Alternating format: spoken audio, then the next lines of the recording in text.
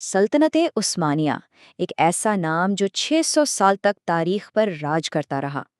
लेकिन सवाल ये है कि इतनी बड़ी सल्तनत की शुरुआत कहाँ से हुई? तो जनाब, इसकी शुरुआत हुई थी एक शख्स, उस्मान अव्वल, और उसके एक ख्वाब से। आइए, आज हम उसी नाकाबिले यकीन सफ़र की कहानी सुनते हैं कि कैसे एक छोटा सा कबीला दुनिया की सबसे ताकतवर सल्तनतों में से एक बन गया। तो सबसे बड़ा सवाल यही है कि एक छोटा सा खाना बदोश कबीला जो एक बिखरती हुई दुनिया के बिल्कुल किनारे पर था, आखिर कैसे एक ऐसी सल्तनत की बुनियाद रख सकता था जो 6 सदियों तक कायम रही। इसका जवाब सिर्फ जंगों में नहीं बल्कि एक ख्वाब में छुपा है जिसने तारीख का रुख ही बदल दिया। अच्छा, तो चलिए जरा वक्त में पीछे चलते हैं। 13वीं सदी के अनातोलिया को तस्वुर में लाइए।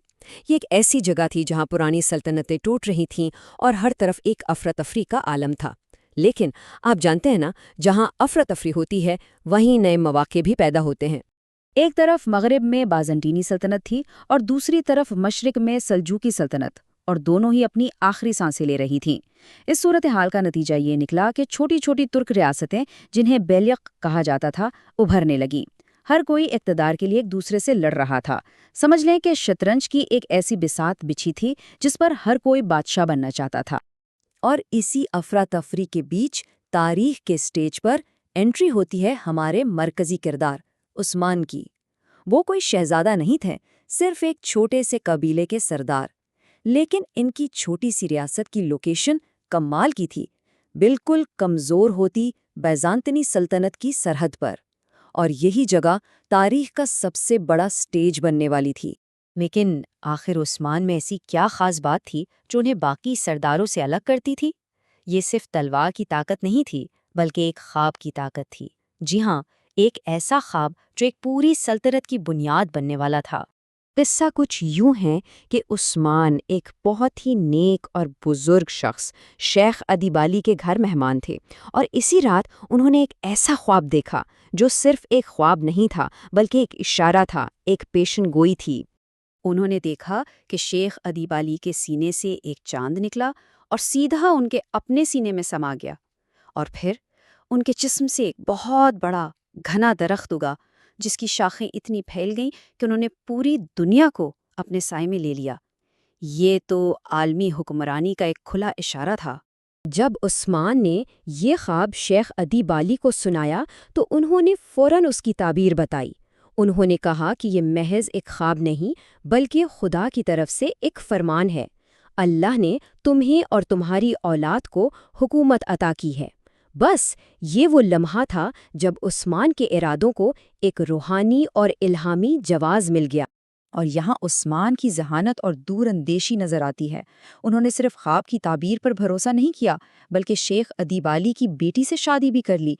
इस एक कदम से उन्होंने अपनी फौजी ताकत को मजहबी हमायत से जोड़ दिया। ये एक ऐसा ज़बरदस्त इत्तेहाद था जिसने उन्हें दूसरे तमाम सरदारों से कहीं आगे ला खड़ा किया।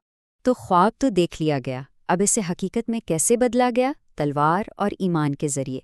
आइए अब देखते हैं कि उस्मान ने गाजी जंगजुओं की एक ऐसी फौज कैसे तैयार की जिसने अनातोलिया का नक्शा ही बदल कर रख दिया।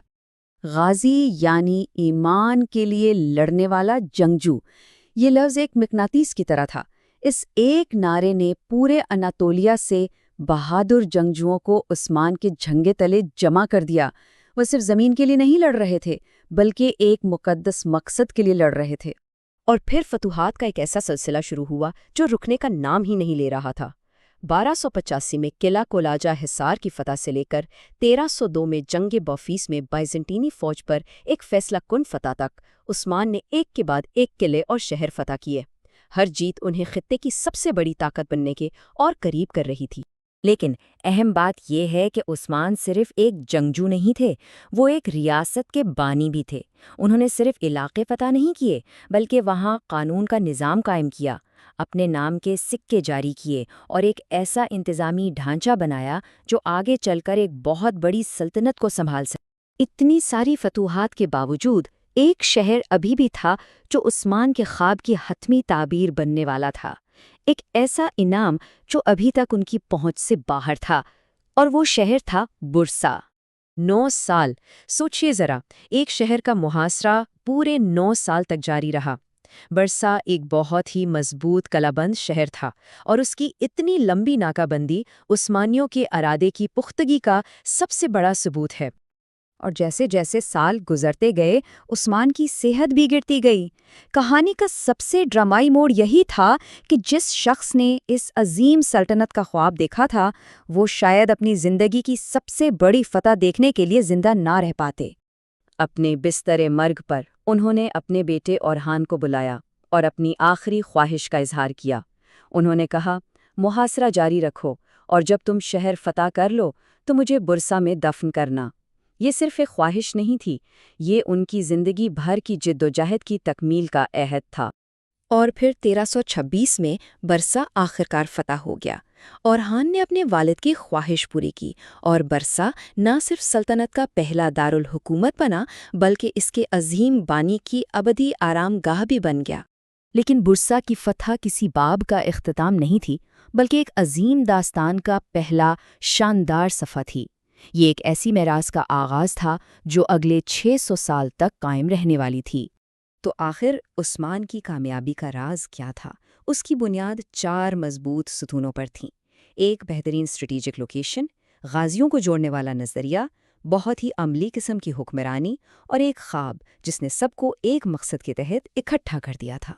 जैसा कि मशहूर मौर्रिख पॉल के डेविस कहते हैं, बुरसह की फतह ने ही उस्मान के जानशीनों को इस खत्ते की सबसे बड़ी ताकत बना दिया।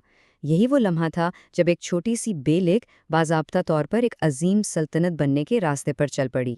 600 से भी ज़्यादा साल, इतने लंबे अरसे तक ये सल्तनत कायम रही, और ये सब कुछ उस बुनियाद पर खड़ा था जिसे एक शख्स ने एक ख्वाब और अपनी हिम्मत से तामीर किया था। तो आखिर में हम उसी सवाल पर वापस आते हैं कि एक शख्स का ख्वाब कैसे 600 साल की तारीख की शक्ल इख्तियार कर सकता है। उस्मान की कहानी हमें यही बताती है कि जब विजन, क़यादत और मौका एक साथ मिल जाएं तो तारीख में कुछ भी नामुमकिन नहीं।